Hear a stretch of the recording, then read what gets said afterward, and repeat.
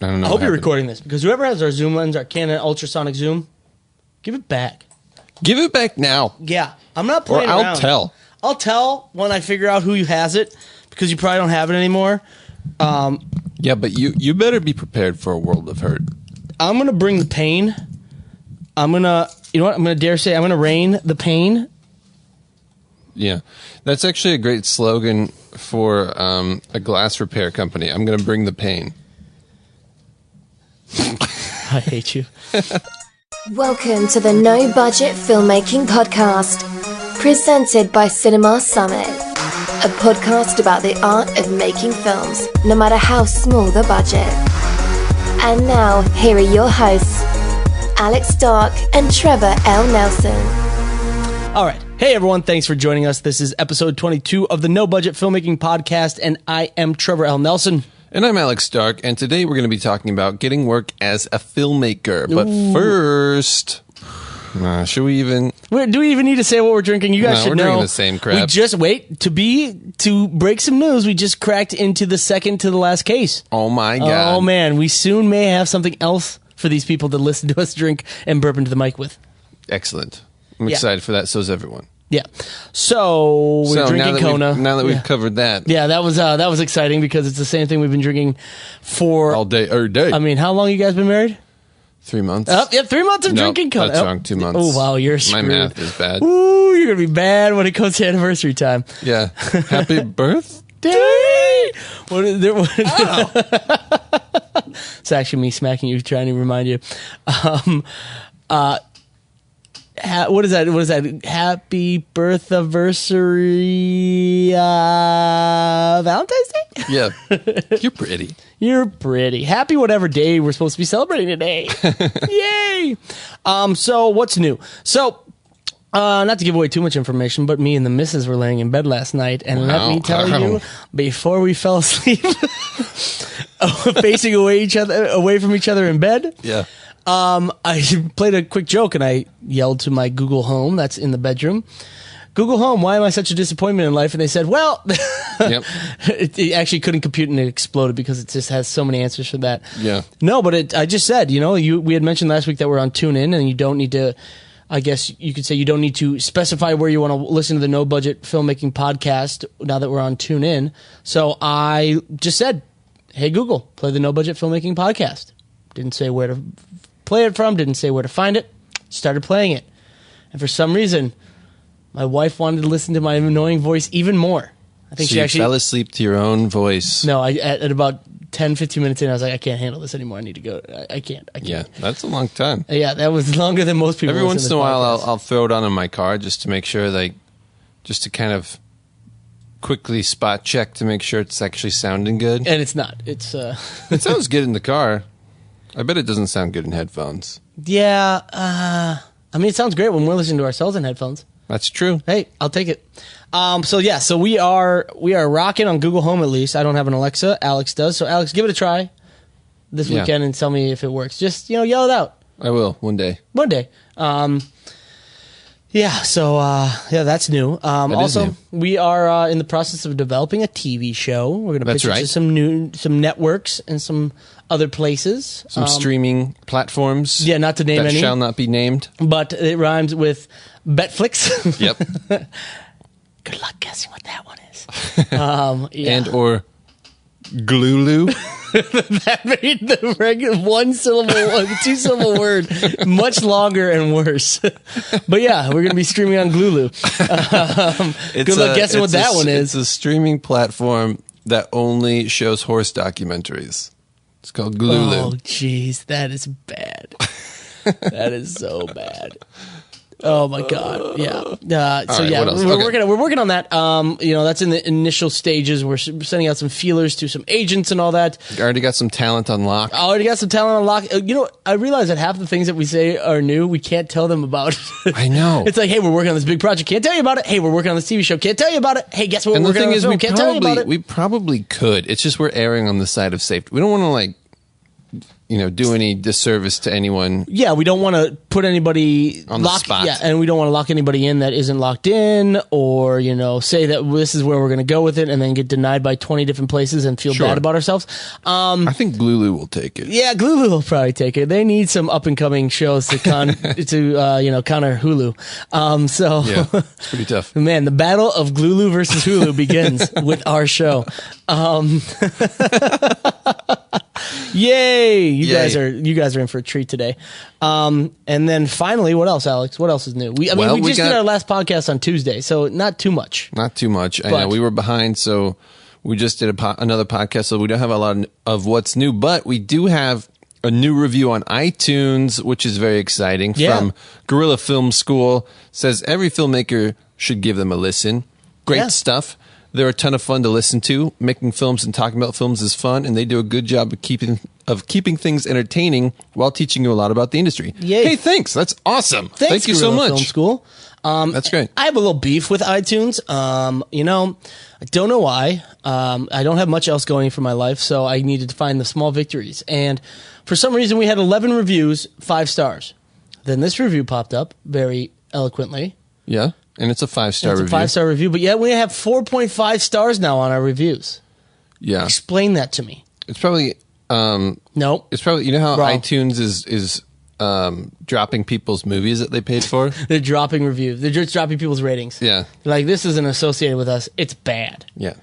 Okay, I'm going to take that. That makes me feel better. That makes pretty good sense. It's an iTunes thing thinking we're so it's just awesome. Apple. Yeah, it's Apple's just thinking Apple we're problem. so awesome that they're just dropping us down so we're not so high on the results. Yeah, that's probably what it is. They're like, it's just not fair for everyone else. Boom.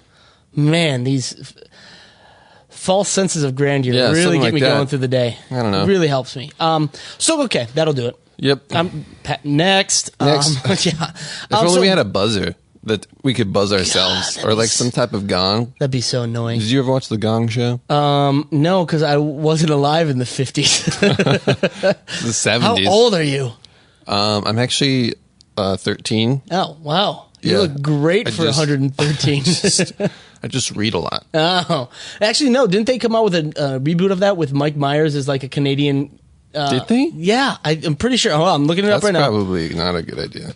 It already happened. Really? Yeah, it's last summer after taking hiatus from acting, he came on as a host, an English MC called Tommy Maitland, and he did a Gong Show Interesting. for a couple episodes. So yeah, I did see that one. I mean, we're basically doing the Gong Show with like America's Got Talent and stuff. That is the Gong Show. That's basically. true. That's true. It's like higher production value. I would just like to think there's not a Gong Show out there for podcasts because we would be gonged so quickly. Yeah, it'd be bad. So bad. And that's why we don't need a buzzer because what would happen is we come into a buzzer war. Yeah, exactly. Either one of us is talking and annoying the other. Yep, exactly. There you go. See, we annoy each other so frequently that it would just be a constant stream of buzzing. We actually have this battle when we're shooting Larry King's TV shows because our headset has a little beep that I can hit Trevor with when Yeah. he's directing. Yeah. And I'm I'm out in the studio, he's in the control room, and I can just hit him with this thing. Boy, guys, He can't hit me you back, want to though. know how fast something can get annoying? Sit on a headset with Alex when he has a beeper on the end of it. It can be annoying real fast and kind of hate him. But Pretty spectacular. yeah. Oh, yeah. I'm sure it's just spectacular.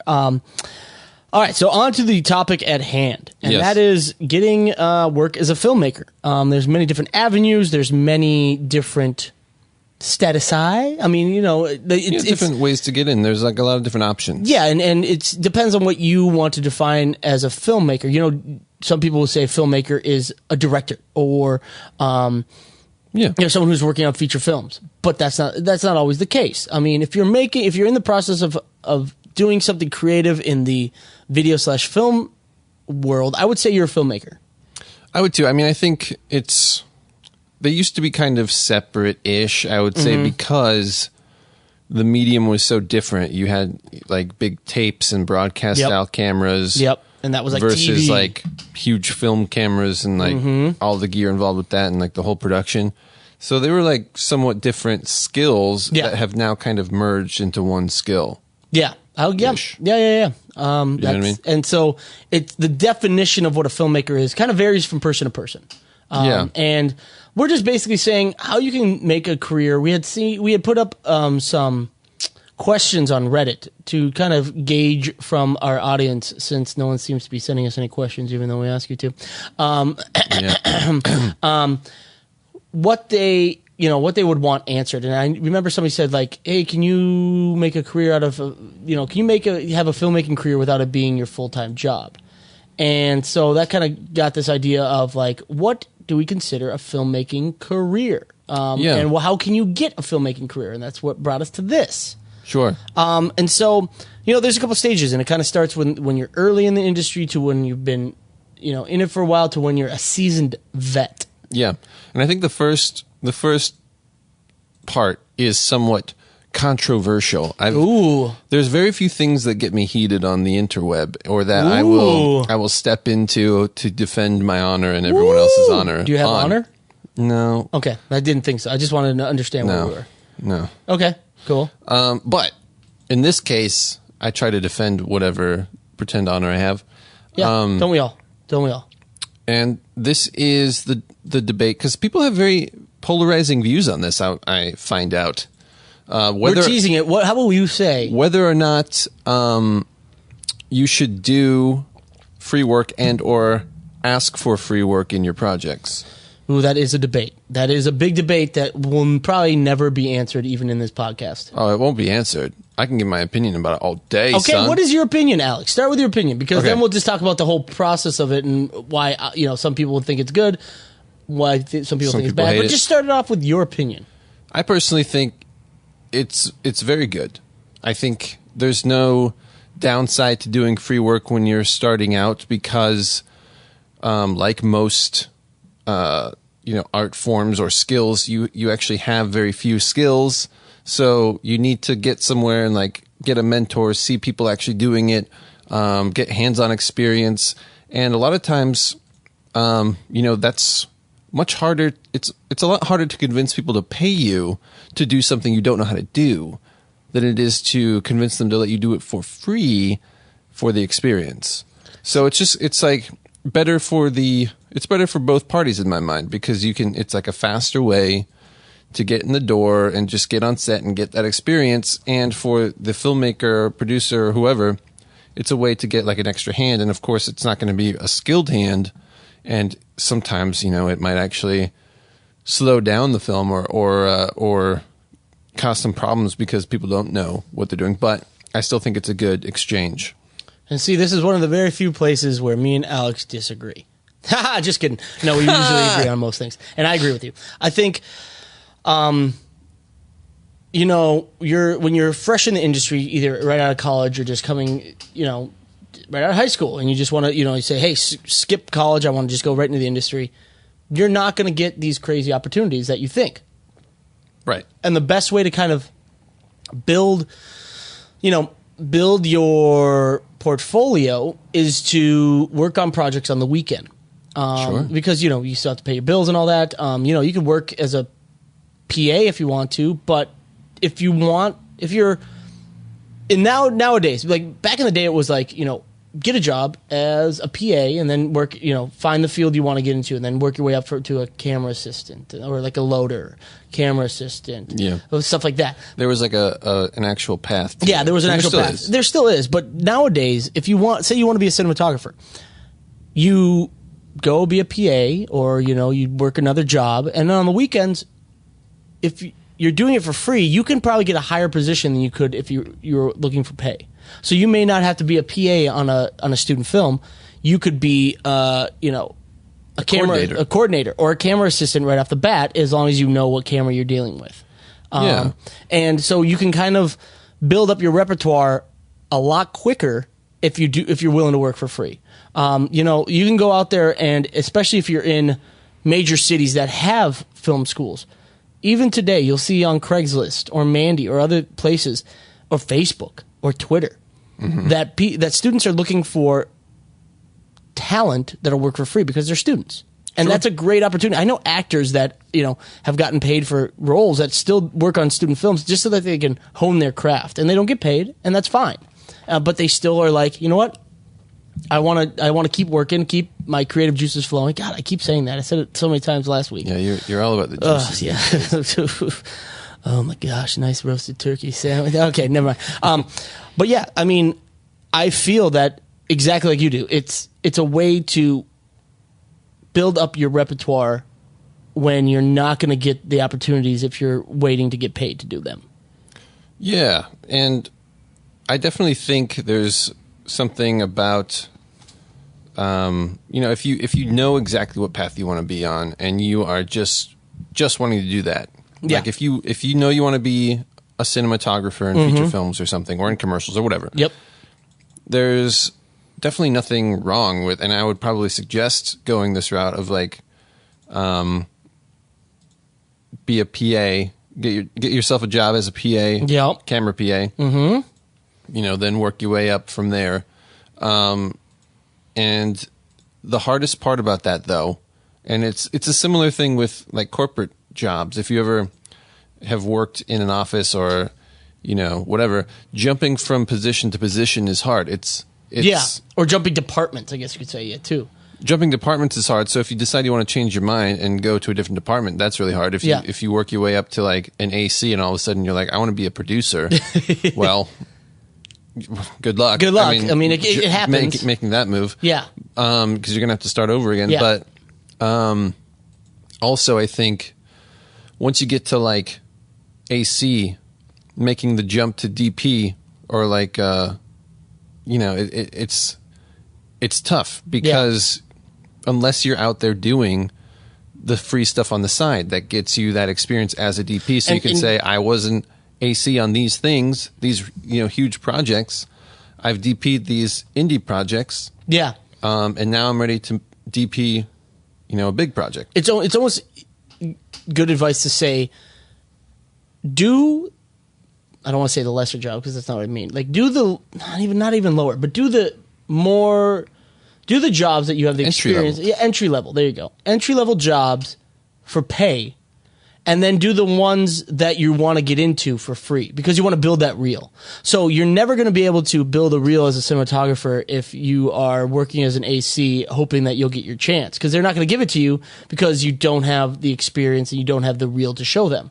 But if you go to, a music video on the weekends and be a DP and then put that on your reel, then because every job you work, you'll meet people.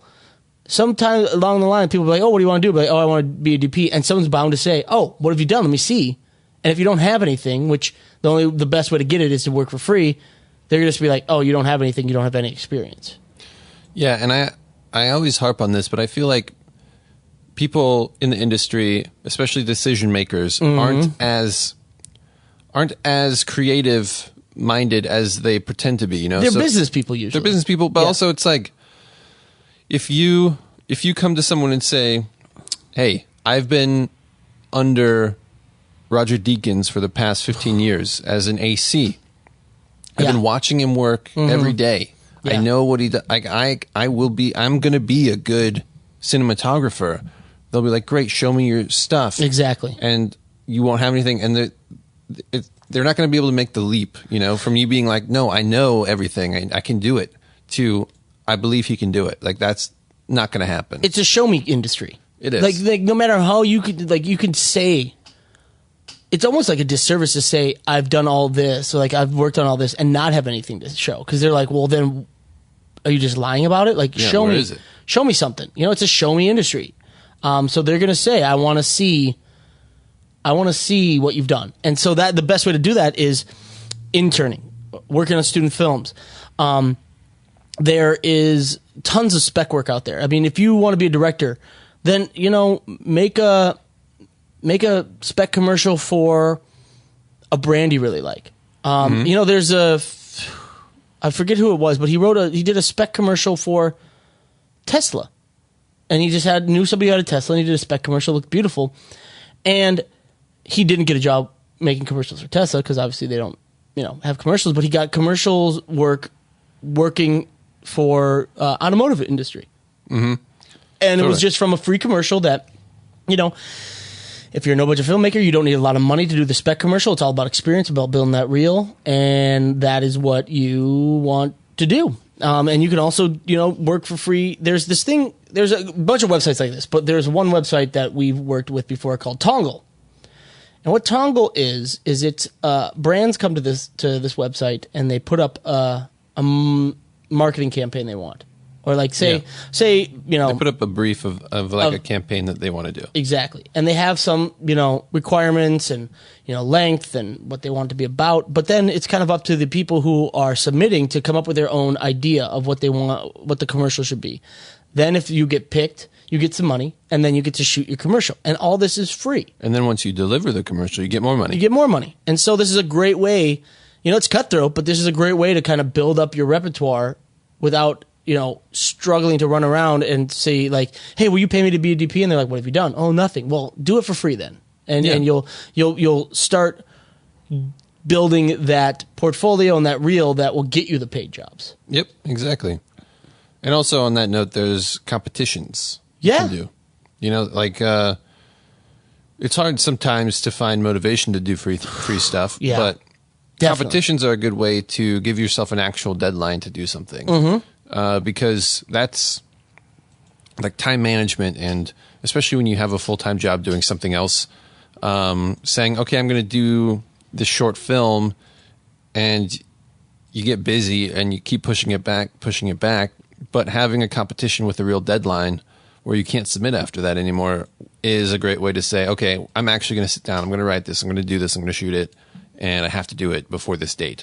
And things like the Tongle and competitions, those are definitely really good opportunities for people to see your work. Specs, it's very rare. They got to get in the right hands or got to get popular on YouTube for somebody in the industry to kind of see it and give you a job. But, competitions are well known. Tongle's well known. So if you do those things, there's a better chance that people are going to see your work and be like, hey, I like what you did as a DP there. I'd like you to be a DP on my project or something like that. So that's the free route. So that's the let's talk about the negative aspects. Oh yeah, true. You are. I would say for me personally, when I was doing free work, one of the negative aspects is I was working a job during the week, and then my weekends were just spent doing free work. And while I loved it, it can be a little taxing. It is taxing, and I think you have to be in the right mindset of like I'm here to learn. I'm here to get the experience, because otherwise you'll dig yourself into a hole of like, why am I working on someone else's project when I could be doing my own stuff? But I think knowing that if you live in a bubble and just work on your own projects and don't get out there and see how other people are doing things, it's you're not doing yourself any favors by doing that either. Exactly. Like it's not gonna. It's one of those things. This whole industry is you gotta want it kind of thing, and if that's the case, you just got to push through it and realize that, the 1 or 2 years, not to sound cliche, but there was times when me and Alex, didn't go to parties or didn't do this or didn't do that because we were filming something for free. Yeah. And I was like, oh, God, I don't want to do this, but that the end result is going to pay off in the end. Yeah. And one negative thing I don't like about certain gigs, and this is free or paid really, is when sometimes they'll have higher expectations than you have. You know what I mean? Or like you'll think that your job description includes X, and they'll ask you to do X, Y, and Z. Yeah. You know what I mean? Mm-hmm. And so I don't think that just because you're working for free, you need to do anything they ask you to do. Yeah. But I do,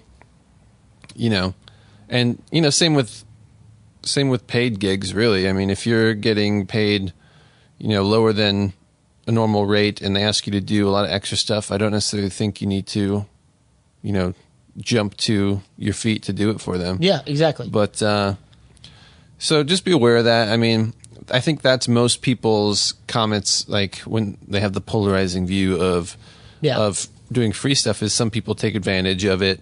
Yeah. And so I definitely think if you can pay, you should pay people.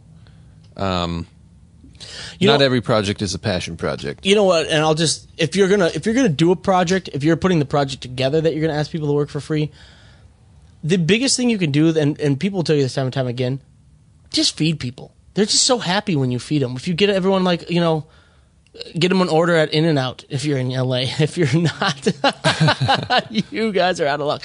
No, but just get them food. It goes a long way to people feeling appreciated, and they'll be like, "Oh man, this wasn't that bad because I got a free meal out of it." And on the other end of the spectrum, not having food goes a long way to make you frustrated, angry, and irritable. Yep. Which makes for a not fun experience for anyone. It's called hangry, folks. Hangry. It's my wife experiences it, and thus I experience it.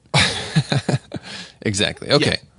Yeah. So then you move on. You've done your, as they say, you've done your time working on free projects, working on student films, working on spec commercials, interning, PAing, competitions. Now you've got a nice little reel on your hands. Mm-hmm. So now you're into freelancing, where you feel confident and it's working out that you can charge. Yeah. Now you can start charging people to do it. Promotional videos, commercials, short films. Yeah. Corporate work. And so there are many avenues you can go to get that kind of work, to get paid as a freelancer, which is, what a lot of people strive for, is they can make a career or make a living off of being a freelancer and just work on film all the time. They don't have to work at the office job. They don't have to work as a PA. They can do what they want, get the experience, and be super happy. Yeah. I think that is an ideal or an idealistic outlook on it. Yes. Yeah. Oh man, yes. I'm just trying not to, make people feel sad in this podcast. Sure. Sure. Freelancing. I did freelancing for a long time, and I still do. We both still freelance every once in a while. And it's great because it is that sort of like cool lifestyle. Like, oh, I'm up at 12 walking around because I can. I'm not working today. I can. I'm going to a coffee shop to send out my resume to different places. You know what I mean? You can also be up at noon every day, just be unemployed. Well, being a freelancer is being unemployed most of the time. Yeah, exactly. That's like that is the city of gold, as some people may say, when it comes to film work, is being able to support yourself on freelancing. And one great thing about freelancing is and this is why me and Alex still do it, is, sometimes we need a little extra cash. It's always cool. And also you meet and work with new people, and you never know what could come of that. We had worked with a guy at Larry, who then went on to DP a bunch of movies. And Alex had talked to him about the fact that we really like doing miniatures and forced perspective. And, me and Alex are the kind of guys that will never say no, and we'll figure it out. And so we didn't even talk to him about it. We were posting on Instagram because we made miniatures with New Deal Studios. Yeah, we made miniatures with New Deal Studios and the Stan Jaunt. Winston School. And the Jaunt, and it was like a kaiju battle. It was like kind of like a Godzilla battle, but in VR, in the early stages of VR. Mm-hmm. And he saw that. And we did that for free. That was volunteer work. Yep. But it was awesome because we wanted to learn that. We worked with the guy who blew up Jaws. Yeah. How cool is that? And he did all the Apocalypse Now explosions. Yeah. And if you don't know who the Stan Winston School is, they are named after the guy whose studio freaking made all the dinosaurs from Jurassic Park, to name a few of the things they've done. Yeah, the Terminator. I mean, like, you could go on and on. And so it was like something we did here you go. It's something we did for free that then led to us getting paid. They did. So we did these miniatures, and then we got hired to do miniatures on a movie, on a feature. Yeah. And mind you, we didn't go into this journey of making miniatures with any ideas that we were going to do it to get paid. I mean, that was not our plan at all. We just wanted to do it. It was fun. We're kind of the guys that would love to do everything, every aspect of filmmaking. We just love it. It's just all the cool stuff. It's just so cool. It's just so cool. And really, for me at least, that type of stuff is the stuff that got me really interested in movies in general, was all the miniatures and all the cool practical effects and stuff. So that was really cool. But yeah, I mean, I do think freelancing in general can be a great gig. Mm-hmm. It can also be a rough gig because the idea with freelancing is you spend all this time working to get a job. You send out resumes, you reel, you send all these emails, Facebook messages. you go to like events, you're like networking and doing all this stuff. You get a gig that lasts a couple days, and then you got to do it all over again for the next one. It's pretty grueling. It can be kind of iffy, touch and go. I would say you're probably spending most of your time trying to find the next job. Definitely. And it's frustrating as all hell because with the technology coming out, there's a lot more people in the workplace trying to get, Oh man, it's the definitely competition is a saturated lot out worse, here yeah. in LA. I don't know about everywhere else, but it's pretty saturated. Yeah. And what I found out was you had a leg up if you had equipment, at least early on. But now Now so most much. people have Yeah. equipment. Most people have like You're their not own unique. red or something. I know, and that's a crazy. truck. But back to what we jumped on a tangent I there. know, So we jumped all over the place. So when you are freelancing, there are avenues you go down to find those jobs that make it a little bit easier, but you're still, having to kind of sell yourself on a constant basis. There's websites like Mandy, Staff Me Up, Entertainment Careers, and LinkedIn will still do it, and they'll post freelance gigs and all that, and Craigslist. Yeah. And the thing about some of those companies, like Entertainment Careers and Staff Me Up, and even Mandy, they have a lot of postings, what I've noticed, for production companies, where it's like a staff job or an office job. Yeah. So even though there's several job boards for the entertainment industry, a lot of them are like executive assistant jobs or like financial, executives and all these different things. So finding gigs in whatever avenue that you're trying to pursue still can be tough. I remember when I was trying to freelance and get gigs for a cinematographer, it was like, a diamond in the rough to find man. a cinematography gig where it offered more than $500. Yep. Yeah, and the rates are getting lower and lower because they know that there's people out there who can get the job done that they'll take the money, that need the money. Yeah. Which sucks. And then Craigslist can be kind of sketchy. I don't know if you guys out there have used Craigslist to find jobs. You never know. It can be. It was once promising. Yeah. Now it kind of gets sketchy. There's some sketchiness. You don't know if it's flaky. The people are flaky or what's going to happen. It's a little crazy. Yeah. But the absolutely. thing nowadays, I would say, is like Facebook groups. Yeah. There's Facebook groups specifically for production jobs in certain cities. So they have one, I think it's just called Production Jobs in LA or something like that.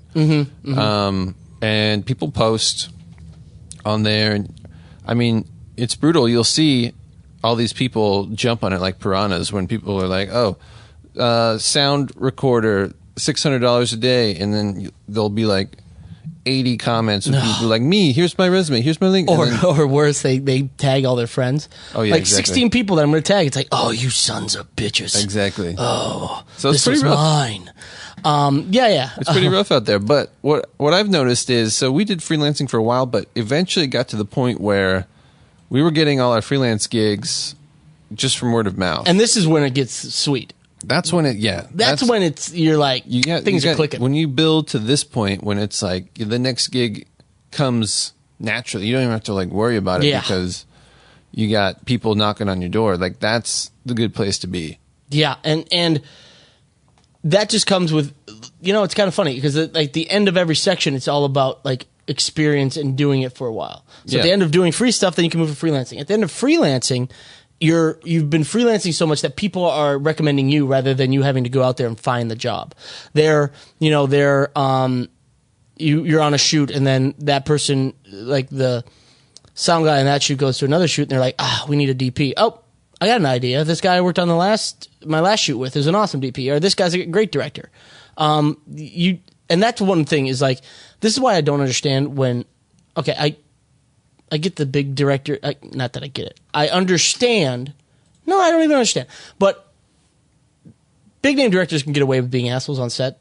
Sure. But this is why you just be nice to people on set because you never know who could be getting you your next job. Yeah. And when people are like yelling at people and getting all crazy about a project, and it's it's my project. I love it so much. It's like, I get it, but nobody wants to work with you anymore, and so now you're not going to be able to get another job. So just be nicer to people on set, because these people have the key to your money. That's true.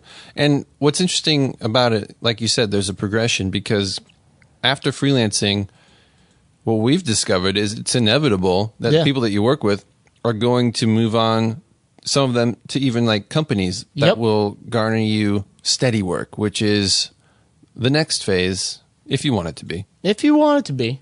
And for me, it worked out with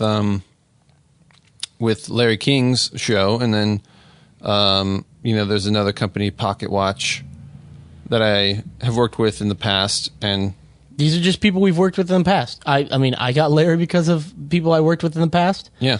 Pocket Watch I've worked with because of people I know in the past.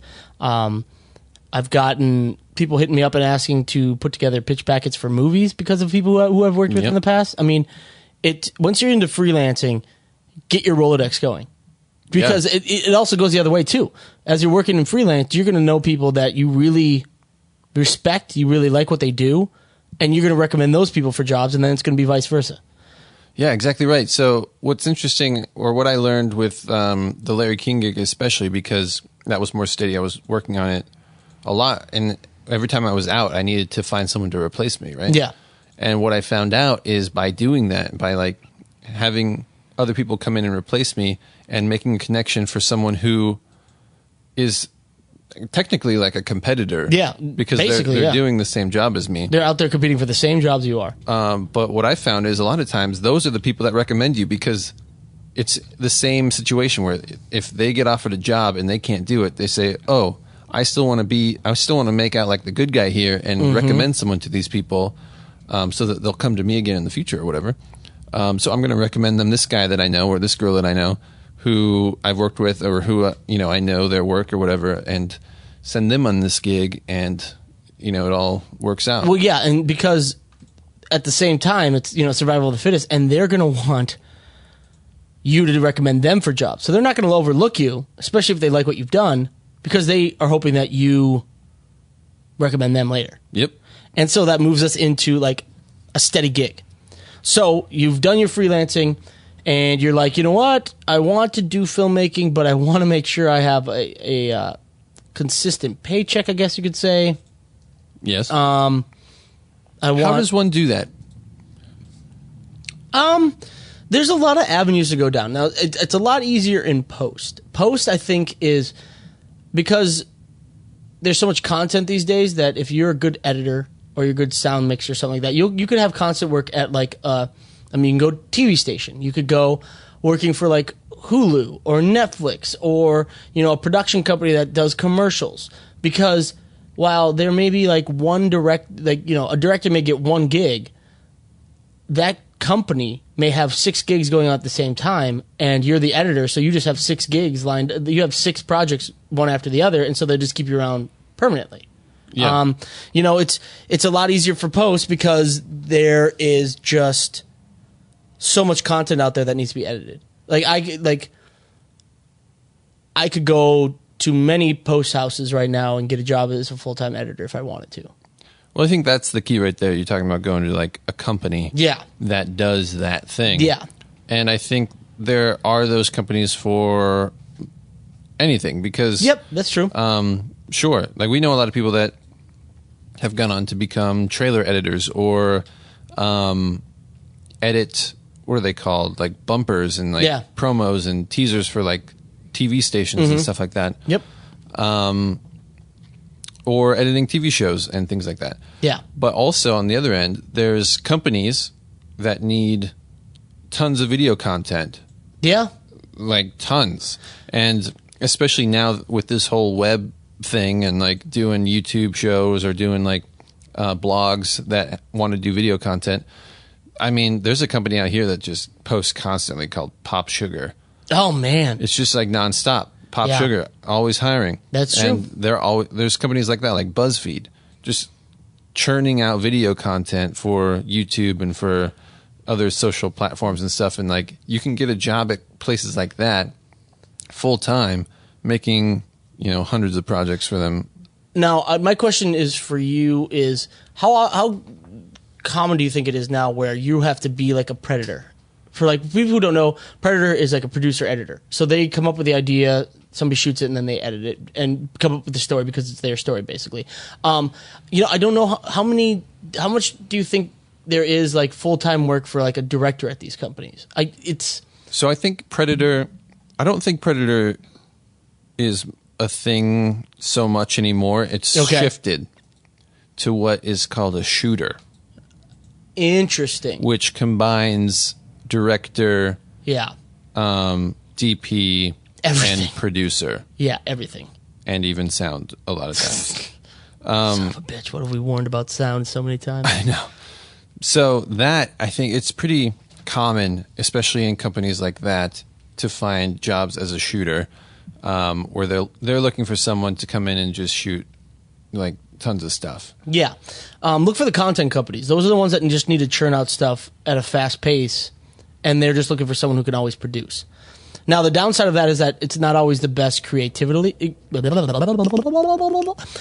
Creatively. Number 3. There we go. Creativity. No. Creatively, it's maybe not the best in terms of like you may have to think on your toes and figure out how to do stuff on a small budget, but you don't have the time to pull off your best shot because they're just they're content like machines, yeah. And you're just constantly shooting and moving on to the next thing, moving on to the next thing. Now, and a lot of times, unfortunately, it's about quantity and not quality. Yeah, and so there are positives and negatives of getting involved in companies like that. There's also, because social media is such a big, I would say, I'm going to say like social media is more of an advertising medium now than it is really anything else. Oh, for sure. So because social media is so big, a lot of big companies hire filmmakers to be corporate directors. I mean, we know somebody who was a director for IBM and just was directing their videos that they put out. I mean, maybe it's promotional video, maybe it's internal videos, but video content is so big these days that there's big companies out there that will hire somebody full-time to do their video work. Even one of your early jobs was kind of that. Yeah, I worked at USC for one of the schools there, and I was just their shooter, director, editor, kind of overall do anything with video guy. Back then they probably called it multimedia because nothing... Yeah, nothing makes sense and it's all horrible. Who knew? But yeah. Who knew what was going on back then? I mean, that's how like, the 80s? Well, as a 13-year-old, I realize that everything is the 80s to you. But... I mean, yeah. So that I can't complain about that job. I had freedom to shoot stuff. I had access to equipment. It was great. And that's the kind of stuff you can find. You can find where you are working for a company doing only film stuff. Now, again, I warn the creativity may. See, I nailed it the first time. Nice. The creativity may wane a little bit because you just have to pump things out, or if it's corporate work, it's more about information rather than style. Yeah. But there are jobs out there if you need that steady paycheck, that steady gig, and you can also just go to a production company and be like an in-house editor for a production company. Yep. So let me ask you this: for someone who has, sure you want to after how horribly I've been speaking all night? Well, you're right. Maybe I should just take it away. I'll just type it. You read it. Okay. Okay. What are those things called? Where you speak and says? No. Yeah. There's a service for where you can type for in deaf. a message. It's actually deaf people where you say your message and it types out on the something like that. Yeah. You saying I need that? I don't know. I'm trying to say. Moving on. Bad joke. Moving on. I just had a flashback to college when someone would prank me with that. I don't know. Oh God. Yeah. So your question, sir. My question. Yeah. Get to it. If you were right now at a full-time job that had nothing to do with film, right? And you were trying to transition into film, you have some experience. Okay. What would you do?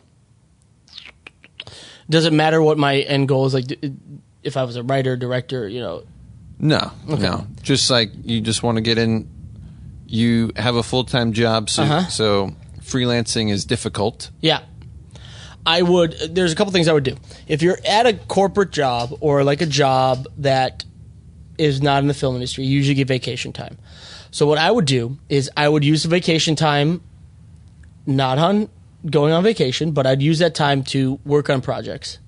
I would take a week off and work, I would take all my free time at night and on the weekends to set up a project, set up a short or a spec. And then if I couldn't shoot it on the weekend because everyone was busy or it just wasn't feasible, I would then take a week off from work, a paid week, because obviously I'm working a corporate gig. I need some money. I would, take a week off and shoot that. And maybe, there's a lot of people there's another option that a lot of people do is, and I don't know if I would do this, I'd consider it.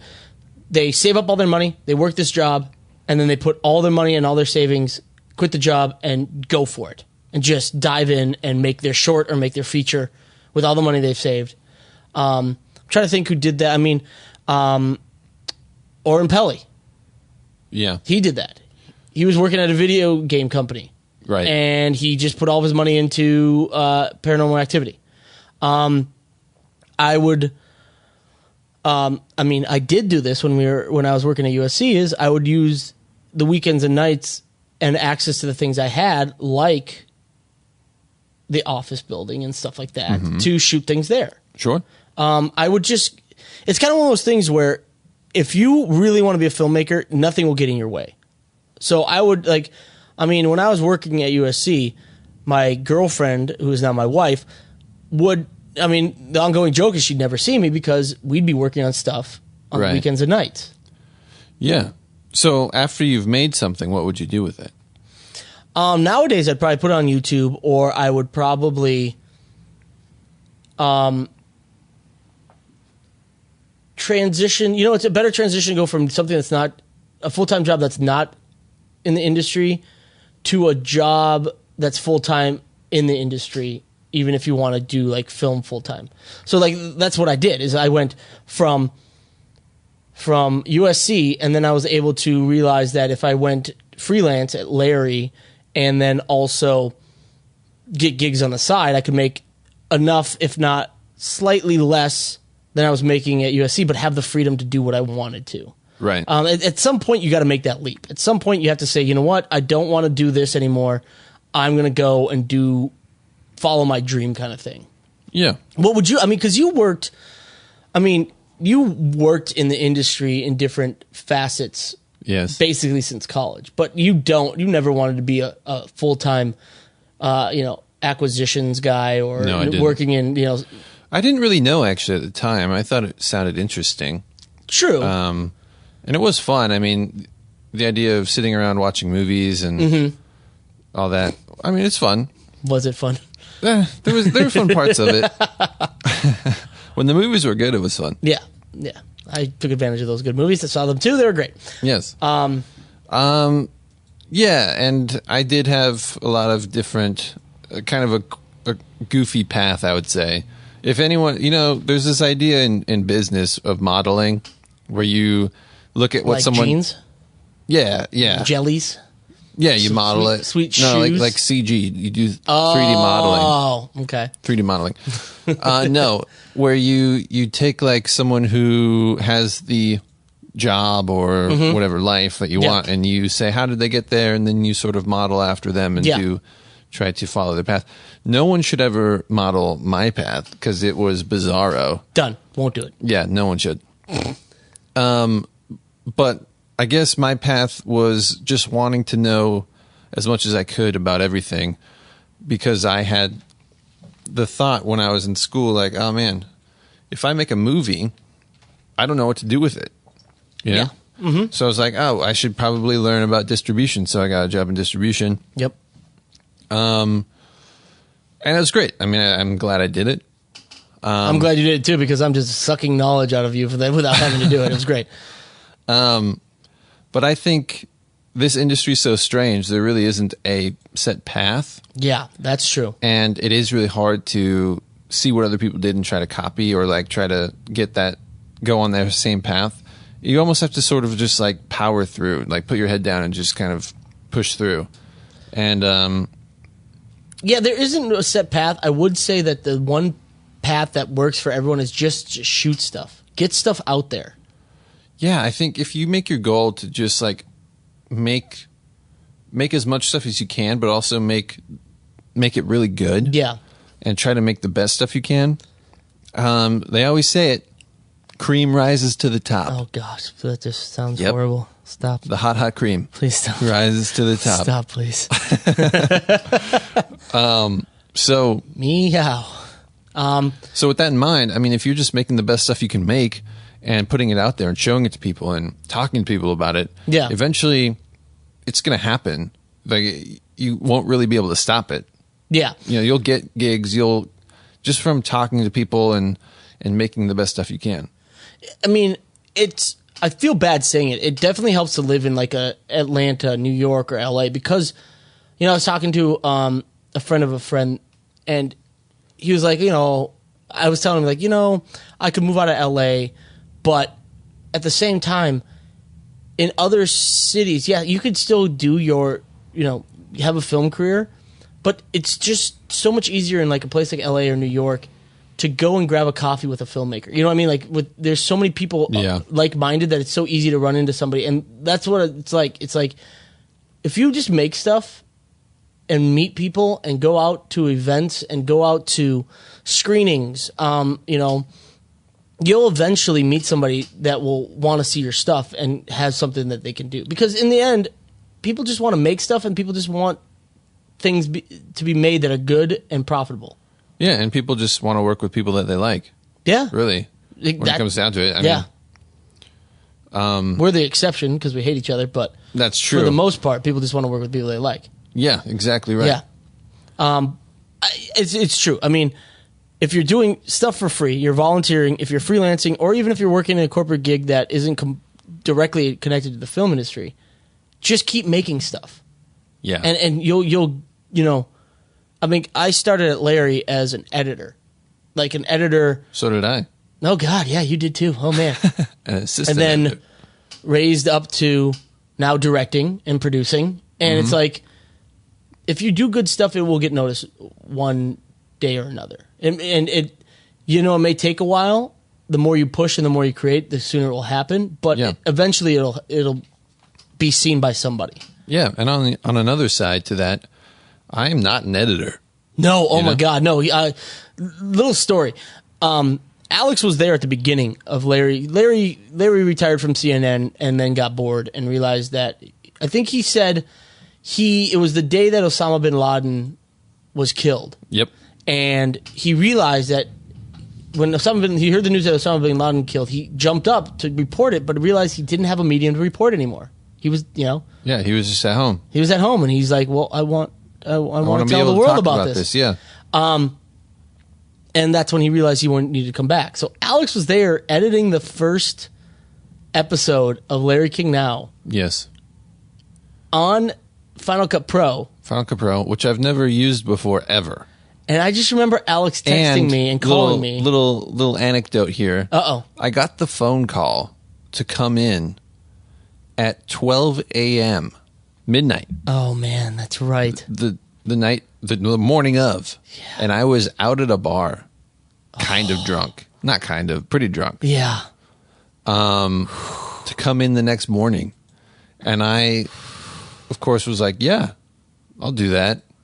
Went home, not immediately. We had a picture. So was I with you? No. Were you with Quinn? I was with Zach at the Down and Out. Pictures of Stella. Oh my God, yeah, those things are amazing.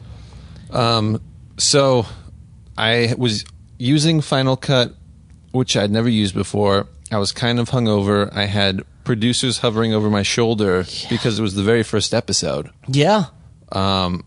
It was not an ideal situation. I remember you called me, you texted me asking me how to do certain things. Yeah. Saying I can't do this, I can't do, yeah. And now you're DP of Larry King Now, producing. Yes. You also direct every once in a while. Yeah. So that just goes to show you right there. It doesn't matter even if you are good. Because Alex was not. If you know the right people and are enjoyable to work with. Yeah. You know, that goes a long way. Yeah. And so I mean, again, we just jumped on a tangent because we have all these notes that we write before we start episodes, and we didn't even talk about like series as steady work. Right. I mean, it goes back to working with a company, I think. Yeah. You get on a series, and I know a guy who is I want to say he's first AC. Okay. And he's kind of happy there. He did like Top Model, Project Runway. Oh, yeah. And stuff like that. And he keeps getting hired because they like what he does. And he makes enough money in the run of those shows and Top Chef. Sure. To then like not work for 2 months and wait till the show starts up again. Now, granted, if your show gets canceled, you got a little Forgetting Sarah Marshall thing. Yeah, you have a little Forgetting Sarah Marshall thing. But, if you're smart, you can save up your money and you have consistent work with a nice little vacation in there. Yeah. That is a pretty good consistent work, is working on a series. And, I've known actors that are stand-ins for series and they make good money and they keep going back season after season. Yeah. And kind of piggybacking on freelancing, sometimes series can be sort of like a recurring freelancing gig, So it's not steady as in you're working every day doing it, but maybe like a couple times a month you'll get called to do it.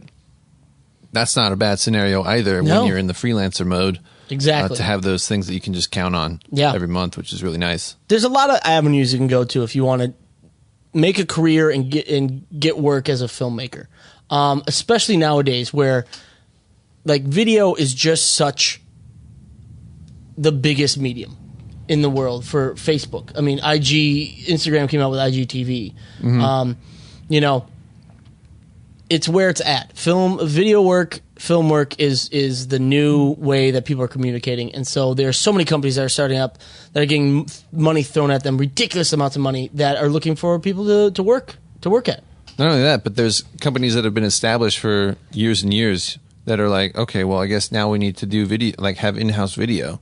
Yeah. So there's job openings popping up every day. And now that they know that, now, granted, I'm not trying to say, sell yourself cheap, but now that companies know that there are more affordable ways to make videos, like in-house videos, or, a small video doesn't cost, $200,000 to do, they're more likely to do in-house videos because they know that it doesn't cost an arm and a leg. I mean, our friend John worked at a law firm editing videos. And who would have thought like a law firm would need a full-time editor? But they did, and John made good money out doing that. Sure.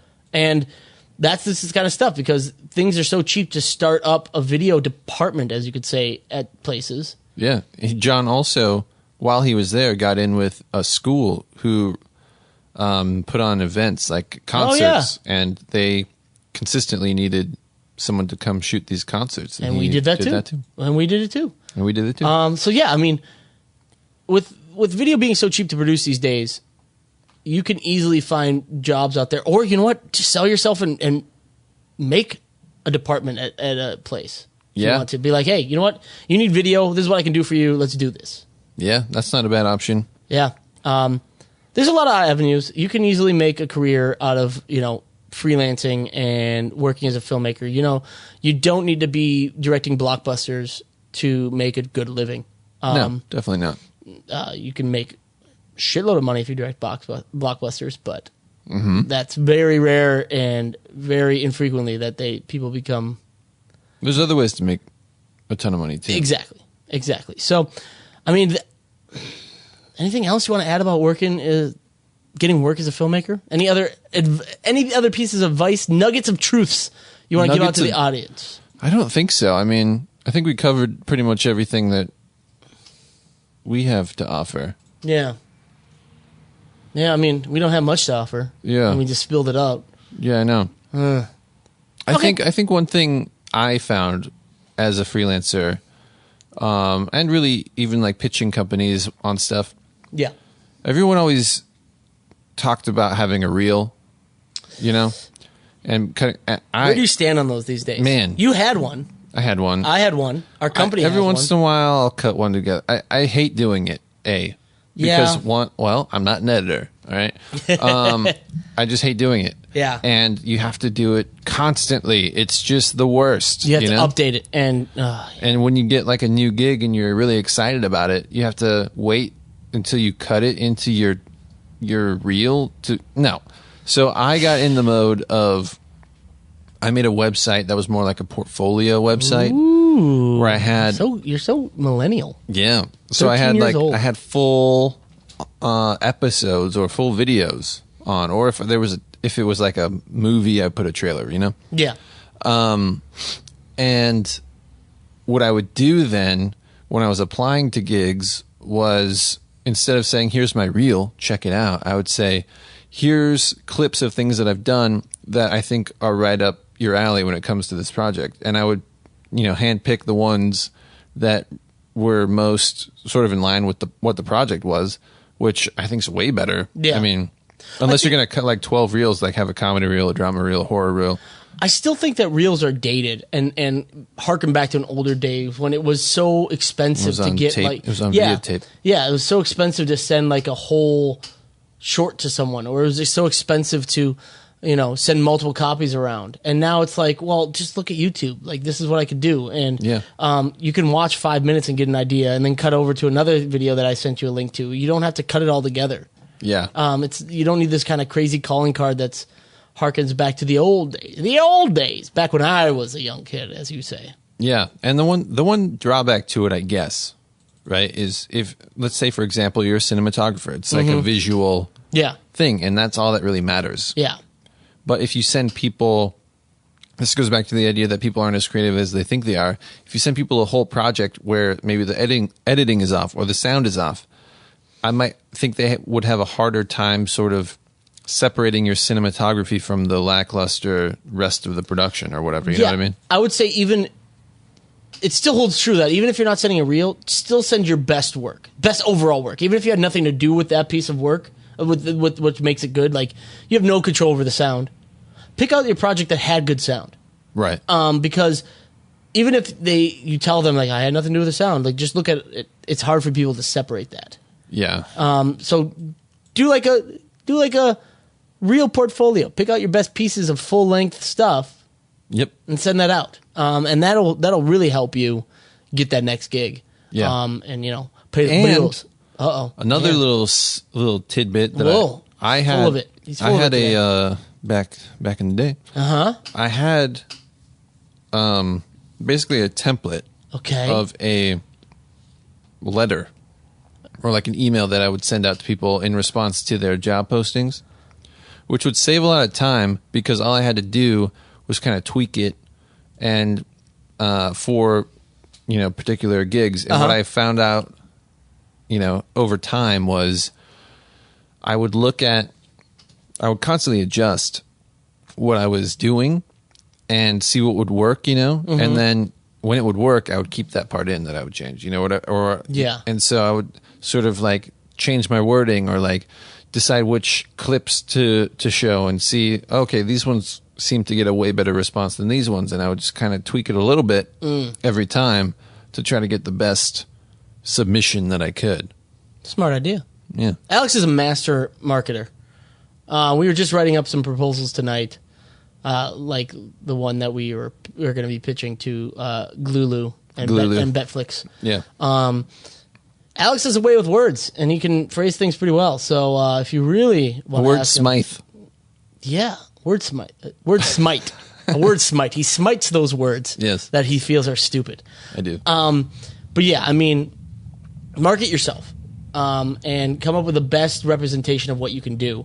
And you'll get that best representation by building up your portfolio, by doing free work, and then moving to freelancing, and then moving to more steady work. Yep. See how it all ties in? It all ties together in a neat little package with a bow. And makes no sense at all. I know. And all right. It's just, yeah. Let's do it. We're done. Okay, we're done. over. We're rambling too much. Yeah. Whatever. Everyone's passed out by now. It doesn't matter. They've fallen asleep at the wheel. Yeah. From this. Sorry, guys. Okay. Let's move on to what's cool. So what's cool? Well, for those people who are not Apple fanboys, and have not made the move to DaVinci, which I'm considering. I don't know. I haven't tested it out yet. It seems pretty cool. Seems pretty cool. But I'm, I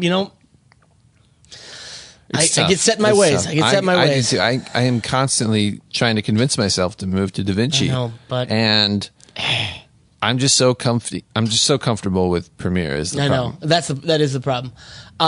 That being said, Premiere Adobe announced the upcoming release of Creative Cloud 2019. So all the big ones are going to be updated: Premiere, After Effects, Photoshop, Illustrator, all that kind of stuff.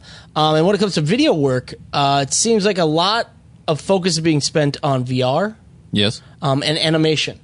After Effects has a lot of changes to animation, animated Character titles, animator character animator. Like they have like a way to get like animations to like breathing chest or wagging tail that's like automated, so you don't have to program that in. The expressions are faster and 5% faster and easier to write out. 5%. Wow. What is wrong with me?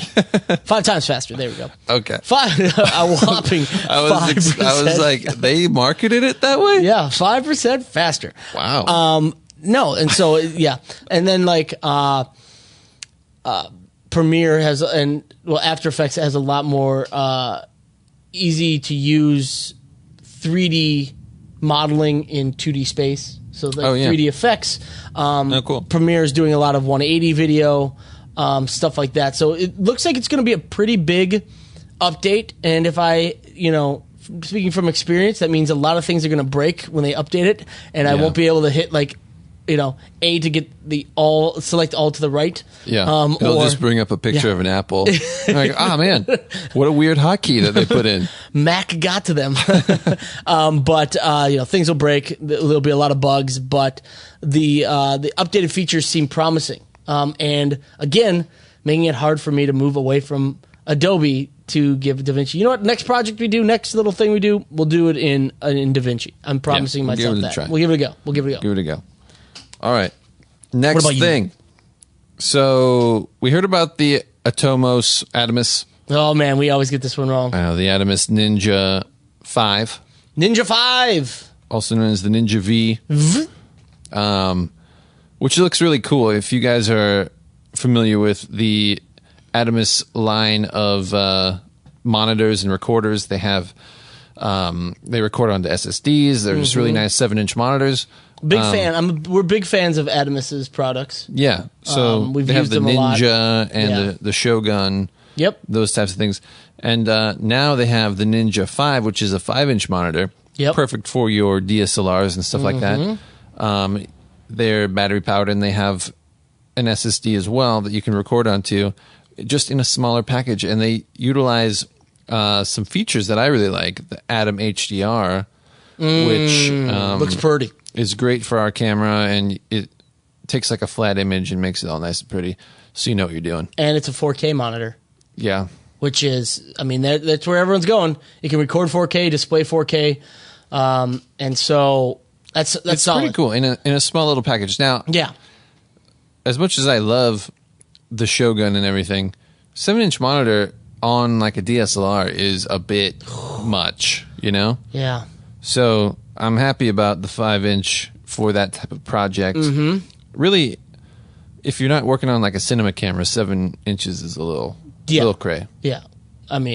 Let's be honest. Or if you're not 7 on a inches tripod. is always a little crazy. Come on. Yeah. If you're hand holding anything, 7 inches is a little the cray. smaller the better if you're hand holding something. God, I just can't escape it. Yikes. And it's only $700, which is a good price for a small little amazing 4K monitor. price. Can't wait. It's coming out Shipping October soon. 8th. October 8th is when it's supposed to be available. Nice. So in like a month. Like a little less than a month. Love it. Yeah, and a big fan of Adamus. We've used them a lot in the past. So check that out if you're looking for a new monitor, especially if you're using handheld or, maybe gimbal work, stuff like that. Stuff that you want to reduce the weight, because you don't need bigger than 5-inch, really. Really, guys, you don't need bigger than 5 inches. Yeah. Trust me.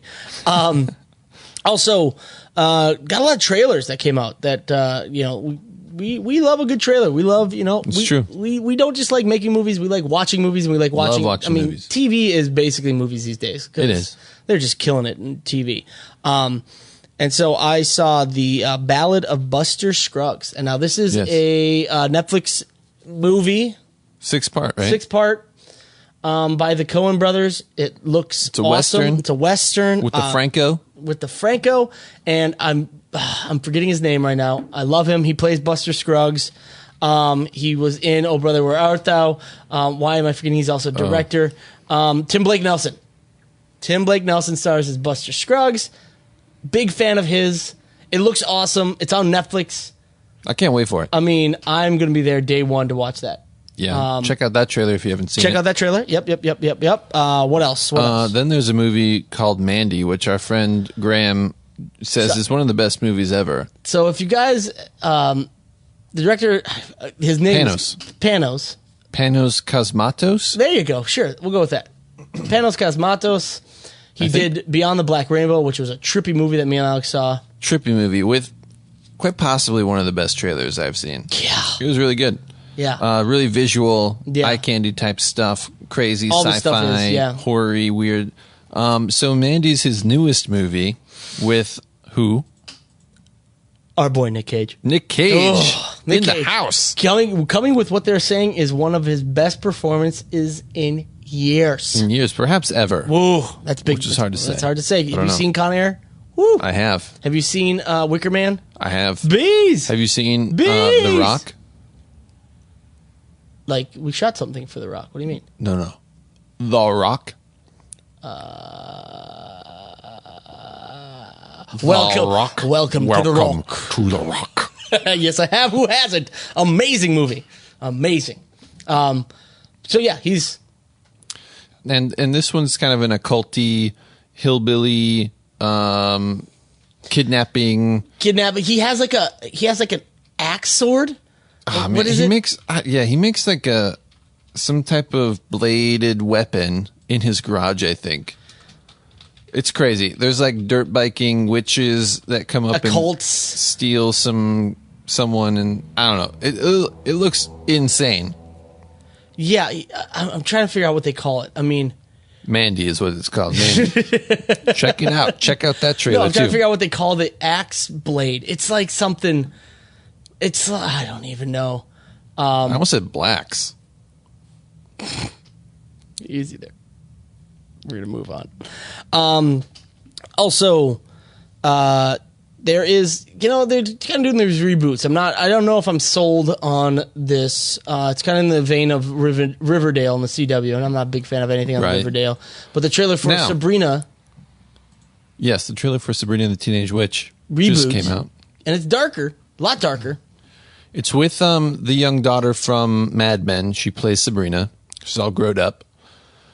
Shows how long it's been since Mad Men was on, which is crazy. Yeah, you weren't even alive then when Mad Men No, was I on, wasn't. right? Yeah. No. Yes, No, so it's young. Just a thought in my. I We're I going dark have on seen Riverdale. I watched the first episode or two, maybe. this. And I mean, it was interesting. The cinematography is good. It's like visually, stylistically, it's kind of cool. okay. Story wise, it definitely is. It falls into more like the teen realm, like the Twilighty type stuff. Okay. Yeah, when I saw it, I didn't know that it was what is it, Archie? Yeah. I had no idea. I just Oh, saw, really? Okay. I just saw the trailer on Netflix because you know how Netflix pushes stuff, and it'll automatically play the trailer, which can be very annoying. So I was like, oh, let me watch this, and then it was very teeny boppery, so I stopped. But visually, very cool, and Sabrina looks also kind of cool, but Visually, still- at least, yeah. visually, yeah. Now, I was sitting here with a smirk on my face because you were talking about how, oh my gosh, I feel so old. I don't know if you know this, but do you know who the actor who plays Jughead is? No, I don't. Ready to feel old? Uh-huh. I think it's Jughead. It's not Archie, so I assume it's Jughead. The actor who plays Jughead is one of the twin brothers who played the little kid in Big Daddy. Oh, I didn't know that. I just didn't know he played Jughead. That's how much of it I watched. Okay, but yeah, there you go. yeah, totally. And I recognized him. Okay, but I didn't know who. I just was like, I know that actor from somewhere. What Weren't is they on he like in? The Sweet Life of Cody and Zach or something like that too, or something like that? Yeah, I don't totally. know. The And they were Sprouse also brothers. in Friends. That's right. Oh man. Yeah. Oh man. Yeah. So that made me feel old. Super old. And then you've actually seen this, so give this one this shout out you wanted to give. Oh yeah. So there's a new series on the History Channel called In Search of with Zachary Quinto, Known as Spock in the reboot of Star Trek. and he was also in Heroes, right? Yes, he was. I never watched that, but Me either. so it's kind of it's a History Channel-y type show. It's like a reenactment docu type series where he is in search of Oh. mysterious things. Oh. Hence the name. Now I Hence the got name. it. Oh. The episode that I saw has a friend of mine from high school, Hey. current friend of mine, No longer friends. No longer friends. in it because it was about mind control. And my friend is a mentalist in New York. And I will say he's an acquaintance of mine. Yes. What up, Maddie? Congrats on the episode. And it's pretty cool. He fools Spock with his magical mind reading. Yeah. It's crazy. And while we're at it, let's give a shout out to Maddie Cooper because he was also on Live with Regis. No, Regis, Jesus. Yeah. With How old are we again? Yeah, I know. Okay. Jeez. Live with Kelly and Ryan. Live with Kelly and Ryan. He was doing that too. So Mentalism there. yeah, check out Maddie Cooper. I believe. Shout out for him. Yeah. He probably goes by Matt Cooper. I call him Matty. Yeah, I guess Always he probably have. would go by Matt Cooper. Well, what about Matthew Cooper? That's his name, yes. So he probably would respond. But we call you an idiot for saying that. Yeah. His professional name is Matt Cooper. Yeah. So I think his website is whoiscooper.com. I think. I think it is whoiscooper.com. So Whoiscooper.com. check it out. Let's If see. you're in the New York area, he does shows all the time. Yeah, And he's amazing. pretty awesome. Yeah, he's great. Check him out. It is whoiscooper.com. Look at that picture of him on there. Just so suave and debonair. Good old Matt Cooper. Amazon says he's absolutely mind-bending. And Google said he was the highlight of the party.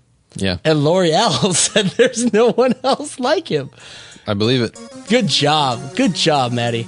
All right, that's going to do it for this episode. We're sorry it was so long-winded. We just get so amped trying to help you guys make a career out of this. Yeah, we do. Thanks for joining us. You can get the show notes for this episode by visiting nobudgetfilmmaking.com/episode 22. Speaking of that, apologize in the past couple episodes. Been a little bit late putting up the show notes, so if you got into it and it hasn't worked, bear with us on that. We're behind. Yeah, and I think they probably understand since we were late putting an episode up even. Yeah, yeah, it's happening. Yeah, if you guys are really clamoring for those show notes, let us know and we'll get them up faster. But, Yeah. Mom, I know you don't read the show notes, so... Yeah, sorry, Mom. Stop sending me texts. You don't text. My mom's old. All right, and don't forget, hop on over to iTunes and subscribe to our podcast. And while you're there, give us a 5-star rating if Yeah. you feel so inclined, and we might shout you out on the show. Yeah, because for some reason we're 4.5 now, and that's bullshit. Yeah, thanks, Mom. Thanks a, yeah. Thanks a lot for the 1-star rating, Mom. You really screwed our average up. Also, if you have any filmmaking questions, ask away in the comments section, and we will try to answer them to the best of our knowledge. And like our Facebook page, follow us on Instagram at Cinema Summit, and subscribe to our YouTube channel. Yay! All right, guys, we'll see you next time. Peace. Later.